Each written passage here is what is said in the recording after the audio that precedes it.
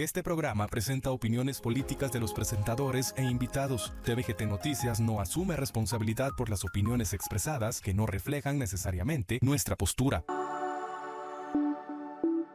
tvGT Noticias, la verdad hecha noticia.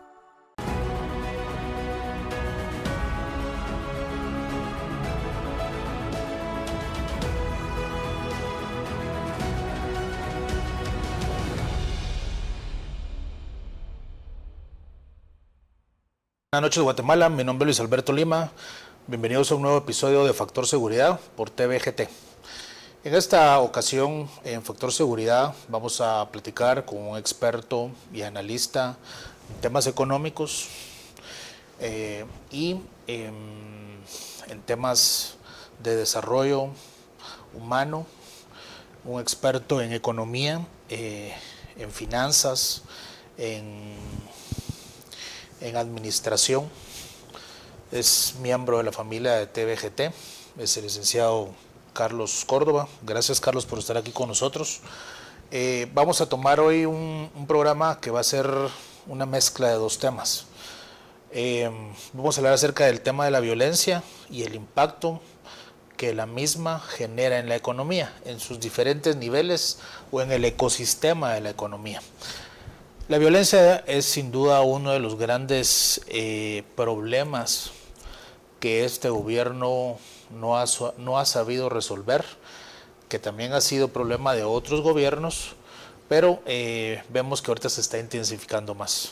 Anteriormente tuvimos programas donde hablamos sobre la certeza jurídica, la falta de la certeza jurídica que permite que el crimen organizado o la delincuencia común empiecen a cometer delitos de una manera más fácil, porque no hay quien los detenga.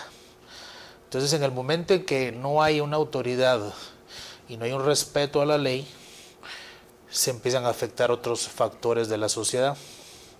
Vemos que se encuentran problemas en el territorio, problemas de conflictividad social, nuestras fronteras porosas, vemos que la población empieza a migrar, tanto internamente o salen del país porque no hay condiciones, mientras estamos también recibiendo a otros migrantes que la buena parte pues son unas personas de bien, pero también vienen ciertos grupos que vienen a delinquir.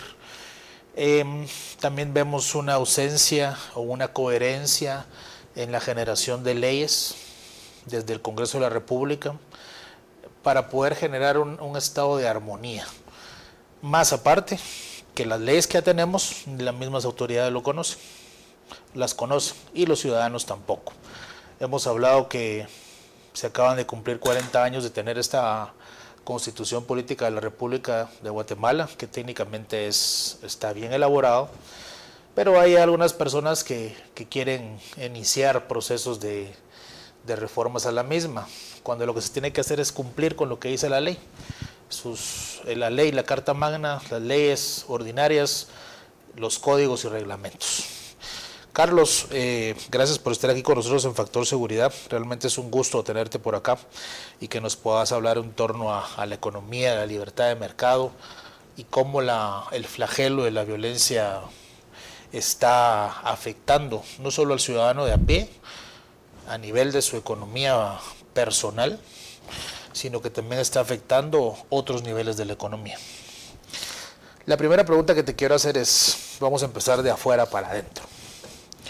¿Cómo afecta la violencia a la inversión extranjera del país? Vamos a hablar de la inversión extranjera y la inversión interna. ¿Cómo afecta la violencia desde tu punto de vista como un analista económico? Bueno, pues en primer lugar, gracias Luis por la oportunidad, la invitación. Gracias por el tema ese o el adjetivo de experto, pero la verdad es que aquí en Guatemala, en temas económicos, todos somos expertos. Usted quiere una cátedra de economía, vaya al mercado, compre a 2, el cuate se lo está ofreciendo a 3, usted le ofrece, hay un intercambio. Toda la gente sabe que cuando hay una sobreproducción de un producto, baja el precio, y si hay mayor demanda y hay menos producto, el precio va a subir. Eso lo sabe todo el mundo. Y entonces, pero en función de esto, es precisamente qué es lo que aleja la inversión. El tema de la violencia, bien mencionaste en tus programas anteriores lo de la falta de certeza jurídica. Entonces, ¿quién quiere invertir en Guatemala cuando le dicen, mire, su empresa, fíjese que tenemos un buen local donde usted pudiera poner su fábrica o lo que correspondiera, pero es en esta área?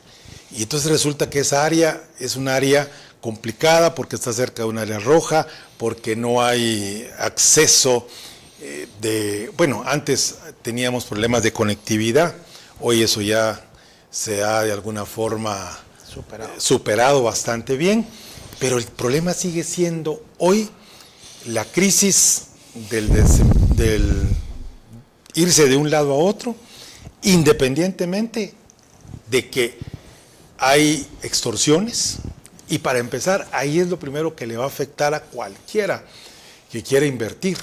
Entonces, nadie viene a Guatemala a poner una inversión sin haber hecho un estudio de prefactibilidad en función de los temas estos de seguridad.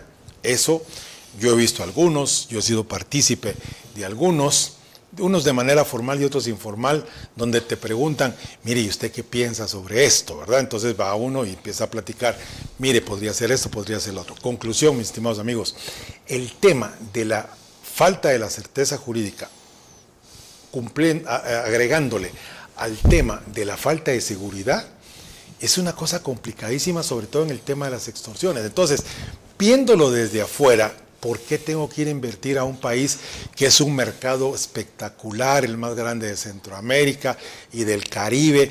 Ahí tienen buena infraestructura, pero tenemos este problema, ¿verdad?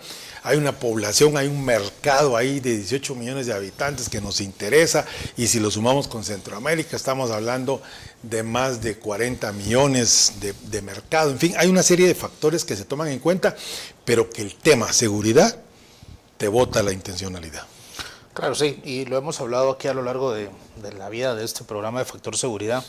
Definitivamente Guatemala tiene dos grandes situaciones que resolver: el hambre y el miedo. Cuando hablamos de hambre es tener acceso a tener uno dinero para poder trabajar, ir al trabajo, regresar y que no le pase a uno nada en ese proceso. Eso es la seguridad, y también generar el empleo. Y cuando se habla de miedo es que cuando yo salga pueda ir, venir, estar tranquilo, que mi carro, que mi casa, mi bicicleta, que en el bus, si voy a pie, esté todo bien, que haya un orden. Entonces el miedo y el hambre. Esos son dos temas que ningún gobierno, y menos, lo han afrontado o se han enfrentado a él de manera frontal, con programas o situaciones que sean sostenibles en el tiempo, sino que han sido más que todo actividades coyunturales, como apagafuegos. Se ha vuelto un gobierno o un estado asistencialista. Vemos actividades de seguridad que son más escenas de películas que realmente acciones concretas para que la población esté tranquila. Vamos al efecto de la violencia, por ejemplo, en la productividad laboral. Lo que te mencioné ahorita, por ejemplo, también tiene que ver los ladrones que andan en las motos, la gente que anda a pie también robando, las extorsiones, todo ese tipo de delitos que van afectando a los que están trabajando, a los que van a las calles. Los que estamos día a día en las calles estamos a merced de ellos, porque no hay quien, o puede haber que haya, pero no se ve, ¿ya? Y todavía se dan el lujo de decir que es una percepción lo que está pasando, pero bueno, está bien, que cada quien vive en su burbujita. Pero digamos, la productividad laboral, ¿cómo se ve afectada por el tema de la violencia? Bueno, hay dos cosas importantes. Definamos qué es productividad: hacer más con menos. Y hoy es una cosa complicada, sobre todo hacer más con menos es difícil en función de los recursos que se tienen, por una. Por otra, la productividad, si estamos hablando de la violencia en las calles, y un vendedor, por ejemplo, antes podía visitar 3, 4 clientes en el día. Hoy, si logra hacer 2, pues va a ser mucho por el tema de la movilidad, por una. Por otra, ¿qué pasa con aquel que está atendiendo su ¿Qué pasa con el chino, pues? Con el que está en la tienda. Con el que está en la tienda. Llegan, lo extorsionan, no paga y lo matan. ¿Qué pasa con el que va con un camión de aguas, ya sea con sabor o sin sabor, y como sus jefes no pagaron la extorsión, a ellos los matan? ¿Qué pasa con los basureros? Los repartidores de comida. Hay lugares donde la gente dice, mire, ahí no se puede entrar, hasta ahí no llego. Entonces han ido reduciendo los espacios donde puede ir la gente a repartir. O sea, todo eso te va a mermar la productividad en todo sentido, porque ahí no solo es el problema de que ya no vendo lo mismo, pero es lo que vos decías al principio, el miedo. O sea, la gente tiene miedo. O sea, el pobre cuate que cuánto puede ganar por ir en la moto a repartir y se muere en el camino, nunca debería oponerse a que le roben lo que lleve, pues ahí regálelo, délo, claro, ¿verdad? Pero ya ese miedo ya te hace actuar de manera distinta. O sea, incluso hay personas, recordate que hace un tiempo estuvieron matando muchísimos pilotos de transporte urbano, y era uno de los, digamos, oficios más peligrosos en Guatemala. Entonces, y la gente dice, no, por favor, y las esposas le decían al esposo, deja el trabajo, mira, aunque sea de ilustrador, pero ahí estás arriesgando la vida, como mucho pasó. Entonces, hay un temor verdaderamente importante. Y aquí hay otra cosa que tal vez, digamos, no está entre tu pregunta, pero yo quisiera, vos que sos el experto en el tema de seguridad, ¿por qué no hacer una especie de estado de excepción en lugares específicos donde sabemos que funcionan los que hacen las extorsiones? No el show de ayer, pues, 1,200 policías metidos en la cárcel y los reos poniendo condiciones de que no se filmara, y en fin, ¿qué hicieron? Ahora, ¿por qué iban a ir a buscar ahí? Armas, celulares que dice que hacen desde ahí las extorsiones. Si ahí no, ahí está bien. Hay un grupo de gente que está, pero los que realmente matan están afuera. Están afuera, correcto. Entonces, ahí es, o sea, al final y conclusión, en base a lo que me preguntás, eso afecta tremendamente la productividad, el miedo, esa sensación de impotencia, pero a pesar de eso, no hacemos nada, ¿verdad?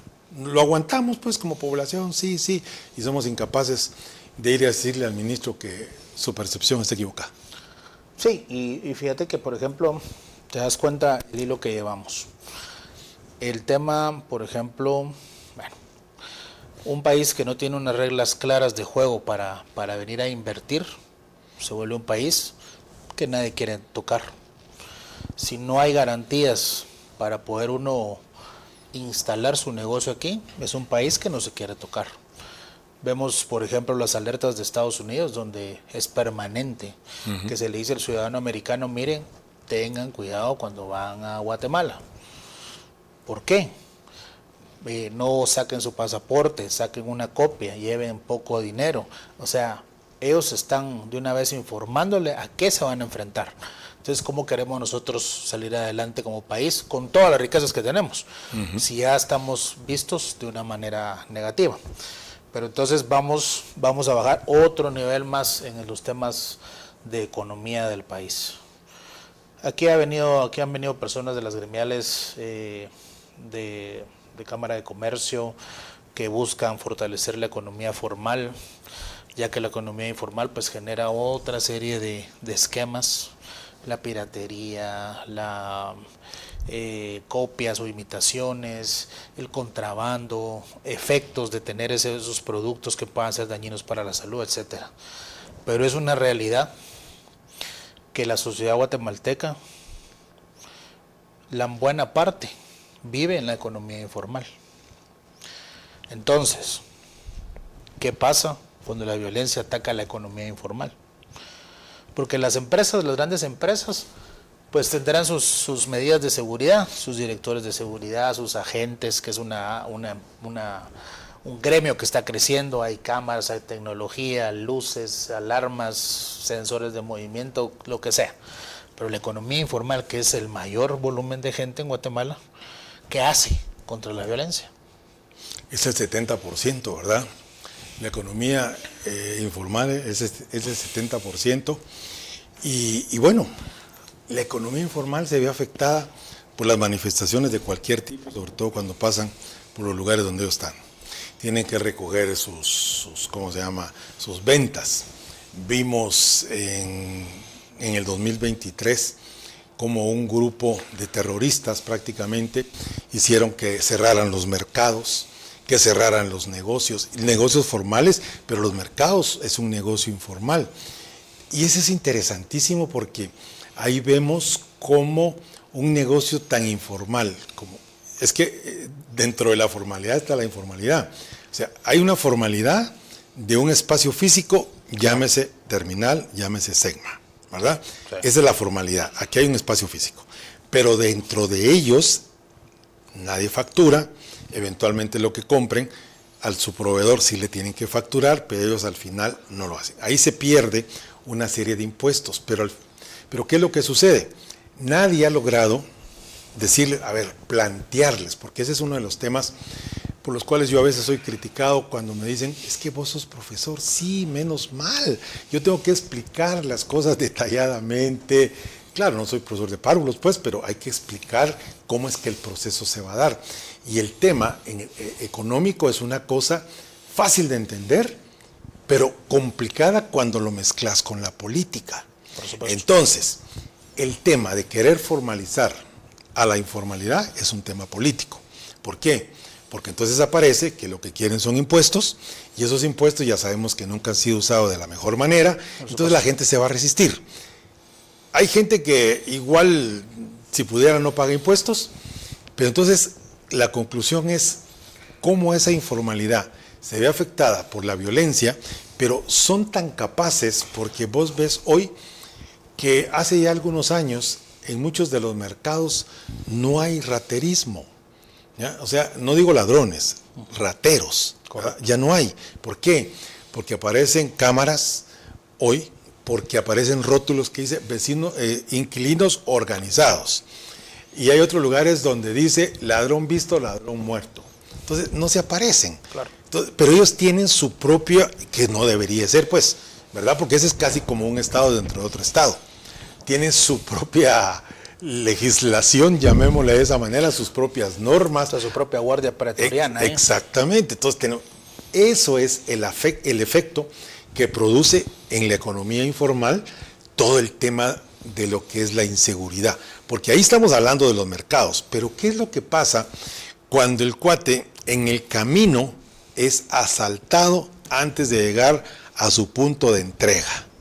Correcto. ¿Qué es lo que pasa cuando en el camino se quedó varado 2 horas, 3 horas, porque no pudo pasar por diferentes razones? Como no tenemos una infraestructura vial que sea consecuente con el crecimiento y la explosión de los vehículos, eso también afecta a la economía y también es un concepto de deslealtad de los gobiernos para precisamente impulsar lo que todo el mundo necesita. Vos decías, ok, la pobreza y también que no tenemos una mano de obra calificada. Entonces, somos un país de mucho emprendimiento, pero porque la gente dice, mire, ¿y en qué voy a trabajar? Mejor compro estos dulces, aunque sea, y los voy a ir a vender.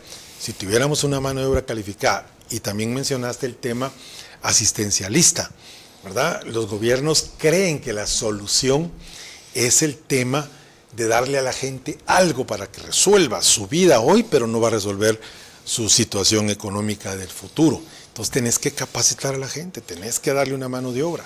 Y esto nos llevará a que la economía se fortalezca en todo sentido. No, y digamos, países como los nuestros, que están en una crisis constante o que se gobierna en la adversidad o en desventaja, porque es evidente que la violencia o el crimen organizado o los problemas en diferentes ramas de lo que es la sociedad, muchas veces el Estado se ve superado. Entonces, ¿cómo podemos hacer nosotros? Por ejemplo, tocaste un tema aquí bien interesante que quería, antes de continuar con lo que iba a decir, hablaste de la infraestructura estratégica. También eso, no tener esa infraestructura, no tener bienes públicos asegurados, otra vez de nuevo la certeza jurídica, hace que la gente haga lo que quiera. ¿ya?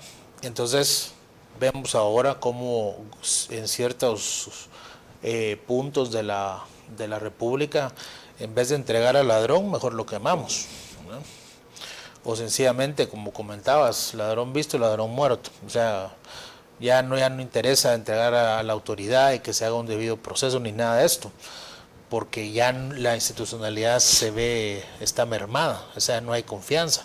Y es igual con el tema de los impuestos. Encima de que no tenemos cultura tributaria, porque no la tenemos, nunca se nos enseñó eso desde niños, no tenemos cultura de ahorro, no tenemos un montón de factores que son de la economía. Entonces, y vemos que lo poco que uno pueda entregar en temas de tributación no se van a donde deben de ir. Entonces es mejor decir, mejor me mantengo en la informalidad que ser formal y dar para algo que no va a servir.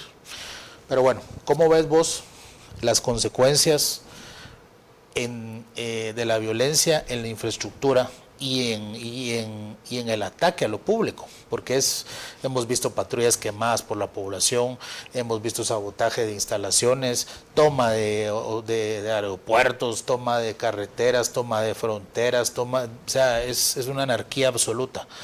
¿Qué pasa con esa infraestructura que es afectada? ¿Cuáles son las consecuencias de afectar esa infraestructura por la violencia?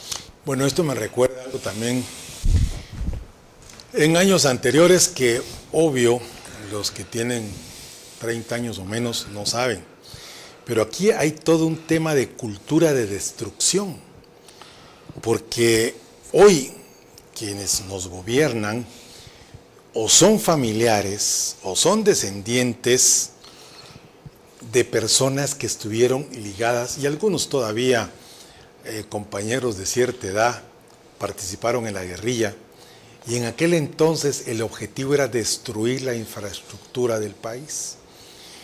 Bombas que se pusieron en los puentes, bombas que se pusieron en las empresas, ¿verdad? Aquí en la capital, en bancos, en empresas de transporte, cómo podían hacer y quemar restaurantes en el camino. En fin, todo eso es parte de la historia, de la idea de destruir la infraestructura para poder generar el caos y lograr llegar a tomar el poder. Hoy se está haciendo de la misma, o sea, el objetivo es el mismo, correcto, solo que de manera diferente, ¿verdad? Al final es tratar de quebrar el país.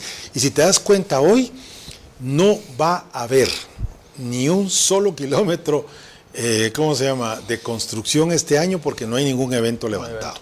Lo que vi ya por ahí en algunas carreteras son chapeos, pero esas son unos negociazos que si vos tenés la oportunidad de que alguien te dé ese negocio en el Ministerio de Comunicaciones, te rayaste. 2, 3 millones de pesos para que limpies de aquí para allá, te vas a gastar 500,000 quetzales, les diste 500,000 a ellos, te quedas con tu millón de pesos. Así funciona. Y como no decimos las cosas como son, entonces no pasa nada. Pero eso es parte también de la destrucción, no solo de la confianza, sino de esa infraestructura. Yo dije aquí hace algunos meses que se va a declarar un estado de emergencia por algo que va a pasar. Y en ese momentito vas a poder gastar todo lo que se pueda, claro, sin ninguna licitación, sin nada, pues control, a manos llenas. De transparencia. Entonces ahí ves realmente la destrucción del país por otros medios, pero el fin es el mismo, la generación del caos. Sí, no, y fíjate que me recordaste, yo sé que lo comentaste de manera así, sin ser tan profundo, pero, marginal. Pero sí, o sea, por superficial podríamos decirlo, o por la tangente, pero digamos, lo que la violencia se está haciendo ahora por medio de pandillas, crimen organizado nacional y transnacional, en el tema de la extorsión, en la destrucción de infraestructura, solo recuerda a los tiempos de la guerra. Se cambió de guerrillas a pandillas o a grupos delincuenciales, se sigue cobrando el impuesto de guerra, como se hacía en los tiempos del conflicto armado, ahora se cobra la extorsión, se hace destrucción de instalaciones, se hace igual ahora en este entonces solo cambiaron los actores, pero siguen siendo las mismas medidas. Tenemos ahorita un minuto, Carlos, y te voy a dejar la siguiente pregunta para que la podamos desarrollar en el siguiente bloque. Como consumidores de bienes y servicios y de cosas pues que uno tiene que adquirir como ciudadano de este país, ¿cómo afecta la violencia al consumidor? Ese es un tema que los gobiernos no le ponen coco. Ellos se ponen a ver en cosas un poco más grandes, pero nadie ve a la persona, al receptor, al final, al que votó por ellos o al que no votó por ellos, igual le tienen que atender. Pero bueno, vamos a ir a un corte comercial y regresamos con esa respuesta. Gracias.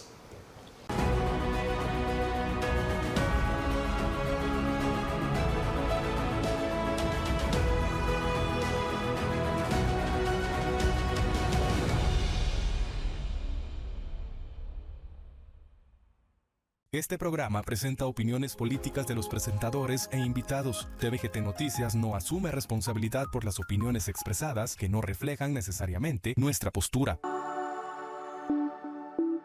tvGT Noticias, la verdad hecha noticia.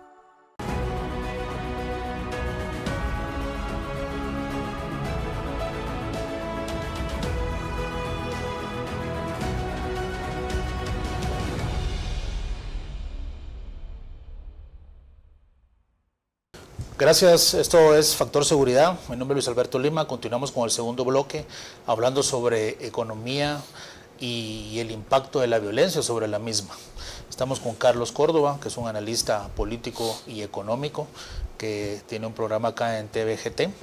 Estamos hablando sobre los diferentes en el ecosistema de la economía, cómo se ven afectados ciertos eslabones del mismo.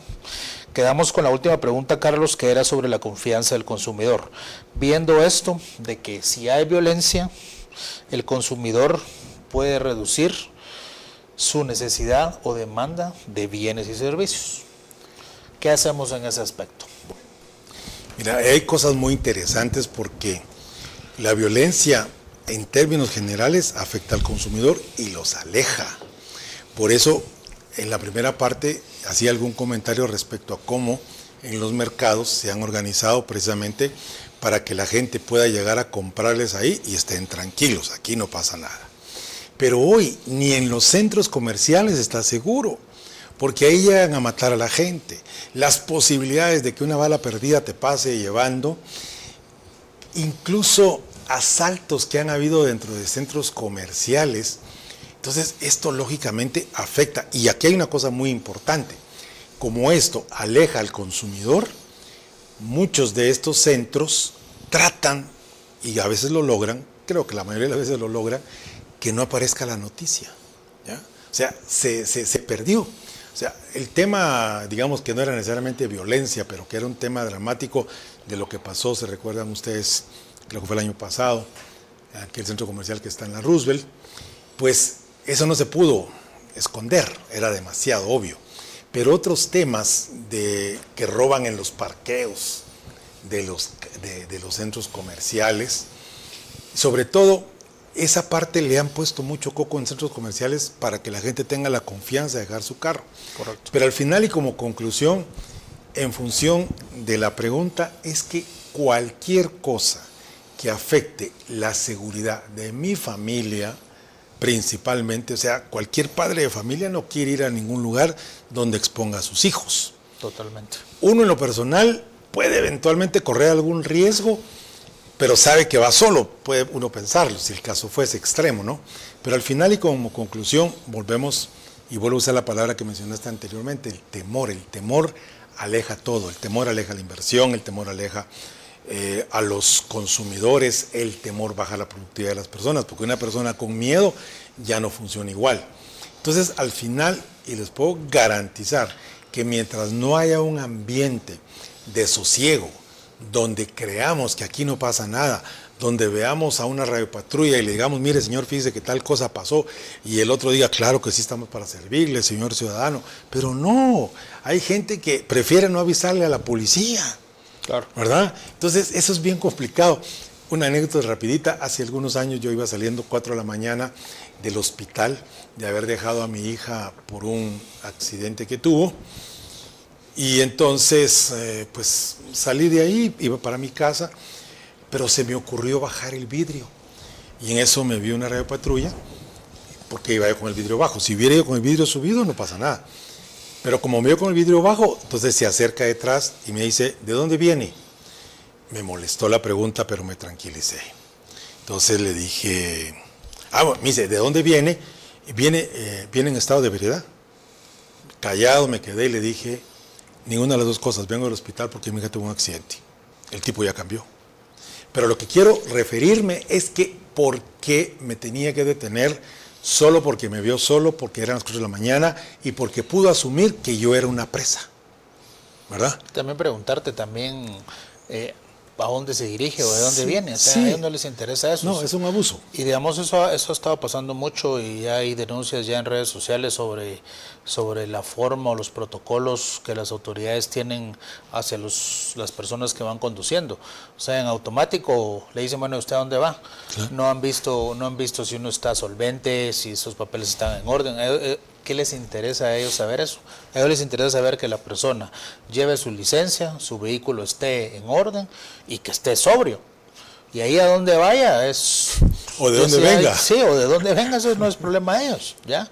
Pero hasta ese extremo hemos llegado. Pero fíjate que es vuelta a lo mismo el tema de que la misma autoridad no conoce su ley o lo que ellos deben de hacer valer. Y el ciudadano también, que se ha quedado corto en querer profundizar en sus derechos, obligaciones y responsabilidades. Entonces, ahí nos vamos a otro tema más que mencionaste mientras estábamos hablando sobre el tema de los comerciales y los niños. Vos que has estado en temas de formación, capacitación, educación, que sos un académico, un técnico, ¿cómo la violencia impacta en la educación y en el desarrollo humano? Mira, este es un tema importantísimo porque todo mundo sabe que hace 40 años, 50 años, podíamos jugar en la calle, claro, ¿verdad?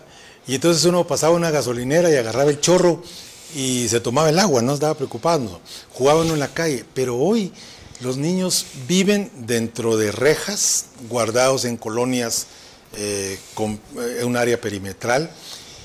Si le decís, si alguien te habla o se sonríe contigo, no le hagas caso, siempre volteame a ver, vení, decime, contame. O sea, hemos creado una psicosis, ¿ya?, que uno la tiene y se la traslada a sus hijos.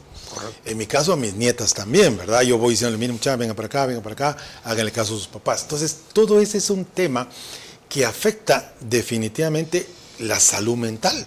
Porque esa es una cuestión de salud mental.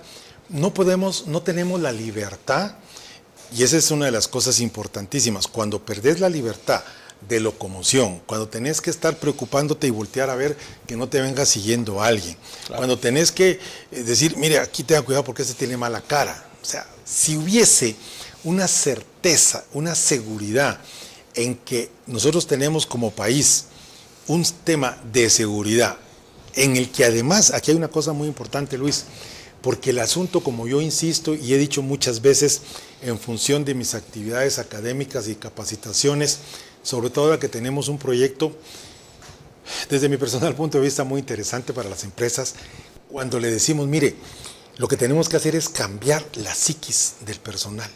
O sea, que se identifique con su patrono en función de cambiarle la mentalidad, porque si no, es lo que pasa con los hijos. Les amenazamos, si no hacen tal cosa, si no saca buenas calificaciones, no te voy a dar el premio. Lo mismo sucede con la población cuando le decimos, si usted se porta mal, va a ir preso. Si usted hace tal cosa, le va a pasar esto. Que sabemos que eso está, digamos, como tácito. Pero lo que no hemos tenido hasta el día de hoy es un proceso de cambio de mentalidad en la que nos creamos que somos un país de primer mundo, que tenemos una mentalidad de gente ganadora y que eso es lo que vamos a proyectar. Pero no, es todo lo contrario. Somos menos, tenemos que estar encerrados, no somos capaces de, simple y sencillamente nos tienen que decir por dónde nos vamos, porque eso es lo que lógicamente conviene eventualmente a un sistema que lo que quiere es coartar la libertad. Pero si hacemos y planteamos un proyecto de cambio de mentalidad, yo te aseguro que las cosas serían diferentes. Y la pregunta aquí del millón es, ¿y cómo lo hacemos? Me pregunta. Muy sencillo, capacitemos a la gente. Ahí están los empresarios que deberían de capacitar a sus trabajadores en estas actividades. Y sin salirme del tema, pero es importante porque tiene que ver con el tema económico, digamos, una función básica que tiene la DIACO es informar a los consumidores, que no lo han hecho nunca porque no hay presupuesto, pero su función como DIACO no es andar persiguiendo a la gente que si le subió precios, que si le bajó, que si lo escondió. Si lo escondió tal vez, pero si le subió precio, no, porque esa es la libertad de empresa y la economía de mercado. Entonces, a vos esta tasa te cuesta 10 quetzales, vos me decís, te la doy en 20, yo te digo, mira, mi necesidad no es tal, pero si vos la querés vender, te la voy a comprar en 5, entonces ya negociamos. Claro. Pero esa es la libertad para poder hacerlo. Entonces lo que tenemos que hacer es darle información a la población para que nos la creamos. Tenemos en la capital y ahora en muchos departamentos infraestructura que la gente se queda con la boca abierta. En todos lugares hay centros comerciales, hay un montón de comercios, la vida ha cambiado, hay un progreso tal. Yo vivo en una aldea donde ahora hay una gasolinera, yo contribuyo con mi negocio y ahora nos pusieron un Super 24 enfrente. Ya cambió el panorama. Entonces, y ese es el desarrollo que el país está teniendo a pesar del miedo, a pesar de la inseguridad. Entonces quiere decir que aprovechemos esas cosas y en función de eso yo creo que es importante programas como el tuyo que abordan el tema de la seguridad. Sí, no, totalmente, y eso es parte de lo que es Factor Seguridad durante estos meses, que es tratar de que la gente tenga cultura de prevención, que esté informada, que razone, que esté alerta. No es para que entren en psicosis, sino es simplemente de que si tenemos un estado ausente, nosotros tenemos que tomar la responsabilidad de nuestra seguridad, de nuestra familia, de nuestras cosas. Y es interesante lo que hablaste sobre las capacitaciones. Aquí han venido varias gremiales de Cámara de Comercio, de Cámara de Industria, expertos en seguridad vial, seguridad ciudadana, y al final todos caemos a lo mismo, la falta de formación y educación. Y en algún momento con tu persona fuera del programa, en otros espacios, hemos hablado de la necesidad de que la población tenga habilidades. ¿Verdad que es una cosa tan importante? Ahora bien, la violencia y la competitividad. ¿Cómo ves vos, cómo afecta la violencia a la competitividad de un país? Desde tu punto de vista tanto teórico como que lo que has visto en tu tiempo, en el mundo, digamos, ¿verdad? Que ya es bastante.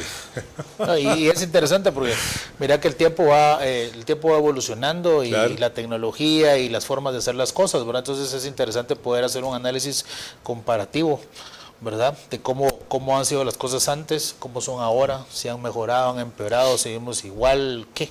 ¿verdad? Fíjate que lo único que me afecta con el tema del tiempo son algunos anuncios que aparecen ahí en las redes donde dice, usted tiene más de 40 años, venga a un curso de inteligencia artificial, y cuando llegan a los 60 me siento poco a veces aludido. O sea, como que uno no sabe ese término, no sabe que así es como hago muchas cosas. Por supuesto. Porque ha cambiado y si uno no se actualiza, ahí se perdió. Bueno, y eso es aumento de la competitividad, porque la competitividad es la suma de las habilidades que cada ciudadano deberíamos de poner al servicio, primero de nosotros mismos. Porque ahí es, cuando yo pregunto, ¿usted para quién trabaja? La gente te dice, bueno, para tal o cual. No, ¿para quién trabaja? Entonces, mi familia. Sí, pero ¿para quién trabaja? Pues para usted. Trabaja para usted. Y ese dinero que usted gana, se lo da a su familia. Y de último, esto lo dije en una empresa y estaba la dueña de la empresa, y entonces me dijo, por favor, licenciado, no esté metiendo esas ideas en la cabeza a la gente, me dijo. Cuando le expliqué qué era lo que yo quería decir, ya lo entendió. lo que necesitamos es que las personas en lo individual trabajen para ellas, entonces son su propia marca. No están trabajando para aquel que dice que le explota, para aquel que dice que le tiene un horario extendido. Si de todos modos llega el fin de mes y feliz porque le pagaron. Y como yo le he dicho a muchísima gente, para aumentar tu competitividad como un trabajador asalariado, tenés que ser el mejor trabajador asalariado. Si ya no quieres ser trabajador asalariado, salite de aquí, poné tu propia empresa y entonces vas a ver cómo la cosa es más dura, pues. Por supuesto. Entonces, al final, la competitividad es un tema que pasa por la creencia mental de que podés ser mejor persona. Entonces, obvio, la violencia, la situación del país, donde nos han vendido la idea que somos un país tercermundista, donde países más, digamos, antiguos, más viejos que nosotros, que han creído que son la crème de la crème, como los países europeos, quieren venir a nosotros a plantearnos hoy cosas diferentes, y aquí lamentablemente no hemos tenido las autoridades de gobierno que se planten y digan, mire, a ver, permítame, nosotros como país somos capaces de esto y vamos a resolver nuestra vida. Pero cuando yo me he encontrado con empresarios, fundaciones, que andan buscando dinero de los cooperantes internacionales para resolver los problemas en el país, estamos vendiendo nuestra soberanía. Entonces ahí no hay competitividad. Si tenemos el suficiente dinero internamente a través de las empresas más grandes y sus utilidades para poder invertir en esas capacidades adicionales y extras que necesitamos. Y entonces eso no es un gasto, eso es una inversión. Totalmente. Porque si vos invertís en alguien que tenga una mano de obra calificada y en base a eso se desarrolla, ¿qué va a hacer con su pisto?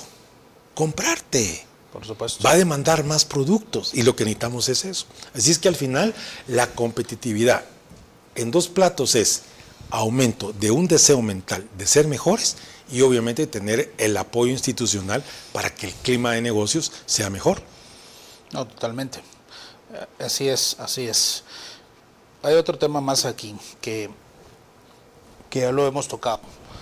La falta de la certeza jurídica y las reglas claras del juego en materia económica desaceleran la inversión.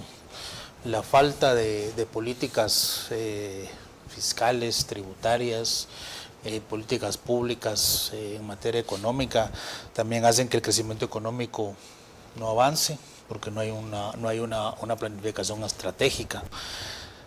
También la estabilidad financiera de un país es importante. Vamos ahora entonces a lo macro, la macroeconomía. ¿Cómo llega la violencia a afectar la macroeconomía de un país? Mira, aquí hay un tema interesantísimo desde el punto de vista de ese crecimiento macroeconómico que se ha mantenido durante los últimos 20 años, a pesar de la violencia, a pesar de la inseguridad, a pesar de la corrupción. Entonces, y eso se mantiene. Algún gobierno ufanamente ha dicho, hoy crecimos. Yo me recuerdo que en el año 2008 se creció a 7.5 del PIB. Sí. Y de ahí se ha mantenido en 3.5, incluso durante la pandemia fuimos el país en América Latina que menos, que llegamos, digamos, a -2, pero México llegó a -6. Entonces, por alguna razón, la macroeconomía se ha mantenido, pero eso es producto de algunos servicios, de algunas empresas que contribuyen al Producto Interno Bruto. Claro, ahí también alguien pudiera decir, mire, y las remesas, por supuesto, porque las remesas es un concepto de una inyección de 10,000 millones de dólares a la economía, que ¿a dónde van a parar? Aquel que vende algo, sí, ¿verdad? Sobre todo en el área de la construcción, porque el que recibe la plata, ya sea para consumo, tiene que comprar su comida, algunos para inversión. Entonces ahí hay un rubro muy interesante que es lo que hace que la macroeconomía se mantenga y digamos que ha afectado menos el tema violencia, el tema inseguridad, porque se diluye. Ahora, el problema de fondo por el cual tenemos ciertas desigualdades es que esa macroeconomía no desciende. ¿verdad? Y aquí hay cosas muy interesantes. Vos mencionaste la Cámara de Comercio y la Cámara de Industria, de las cuales yo puedo hablar con propiedad porque fui miembro de la Junta Directiva de la Cámara de Comercio en su momento. Fui presidente de una gremial en la Cámara de Industria y estuve en la Junta Directiva ampliada también de la Cámara de Industria, donde muchas de las cosas que hoy he dicho y he venido diciendo en los últimos años, lo dije dentro de esas gremiales. Sobre todo el tema de la creación de una mano de obra calificada. Correcto. Y cuando yo les decía, es que eso lo tiene que pagar el gobierno. No, ya estamos en lo mismo. Si el gobierno no nos sirve, y no sino ningún gobierno, porque la responsabilidad del desarrollo del país, hablando de la macroeconomía, es responsabilidad del sector privado. Entonces el sector privado aprovecha los recursos, obviamente paga por ellos, paga sus impuestos, y también ahí hay otro tema de persecución un poco del tema fiscal, ¿verdad? Correcto. Sobre todo con la devolución del crédito fiscal, que se vuelve después un tema de chantaje, ¿verdad? ¿Cuánto le debemos a usted? Bueno, si nos paga una comisión, se lo devolvemos.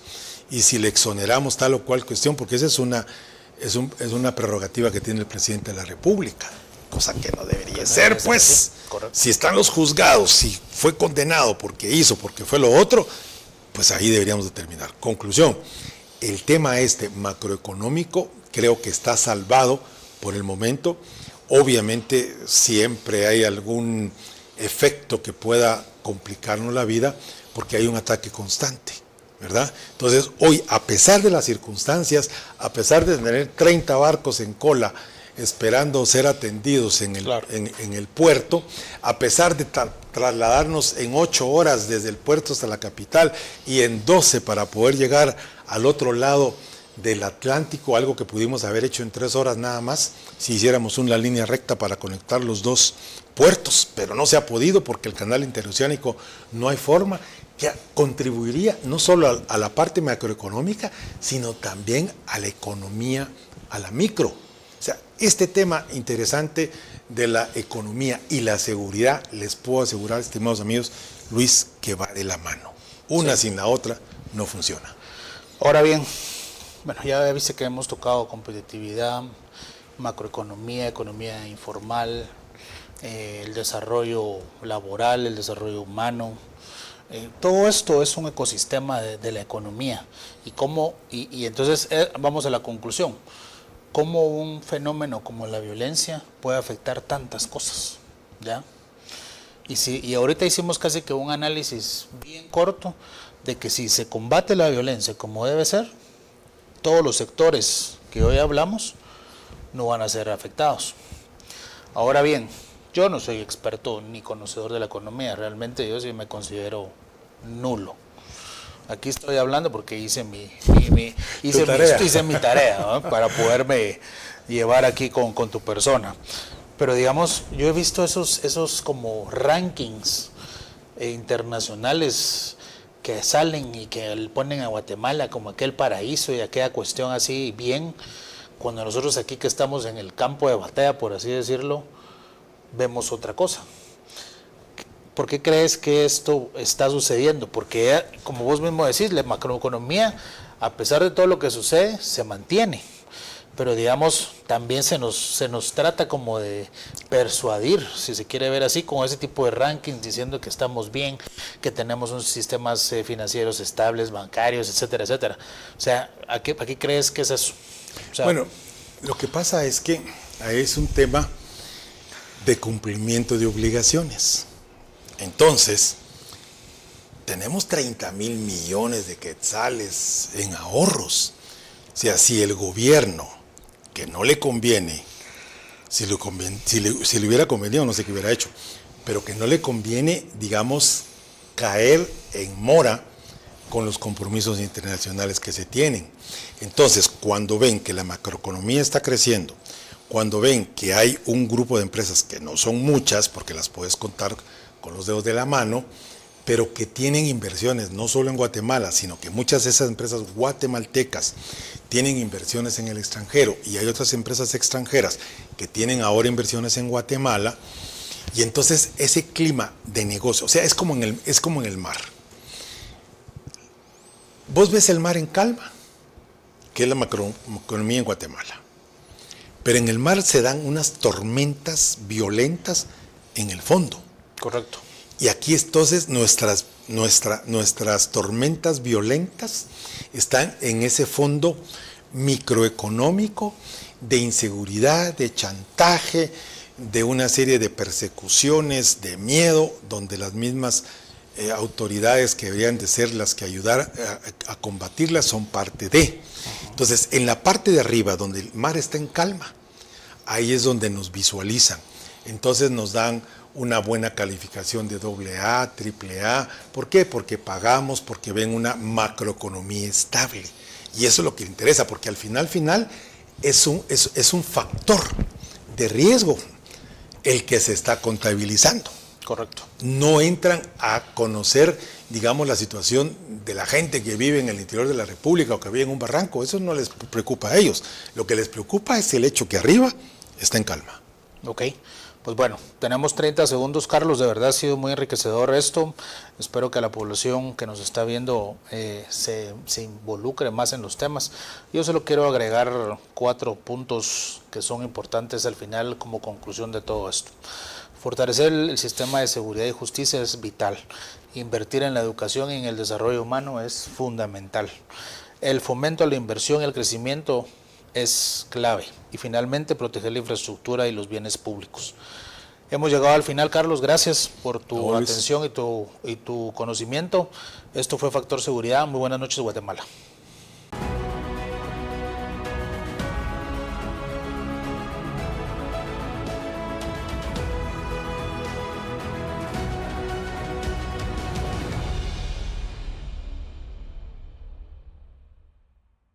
Este programa presenta opiniones políticas de los presentadores e invitados. tvGT Noticias no asume responsabilidad por las opiniones expresadas que no reflejan necesariamente nuestra postura.